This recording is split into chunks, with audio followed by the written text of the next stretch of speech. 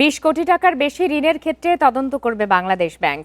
অনিয়ম পেলে শাস্তি দেওয়া হবে বলে জানিয়েছেন বাংলাদেশ ব্যাংকের গভর্নর আহসান এইচ মনসুর।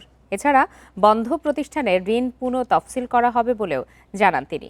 রাজধানীতে আয়োজিত এক সেমিনারে এসব কথা বলেন গভর্নর। তিনি জানান, দেশের আর্থিক খাতে স্থিতিশীলতা ফিরলেও ব্যাংকিং খাতে এখনও পুরোপুরি আস্থা ফেরেনি। এজন্য গ্রাহকদের আস্থা ফেরাতে ব্যাংকগুলোকে কঠোর নজরদারির মধ্যে রাখা হয়েছে।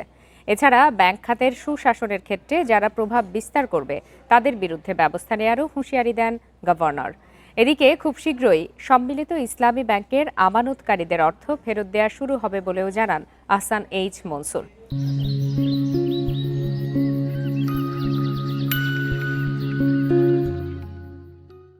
এ সময় চলতি বছর শেষে রিজার্ভ $35 বিলিয়ন ছাড়িয়ে যাবে বলে আশাবাদ ব্যক্ত করেন গভর্নর।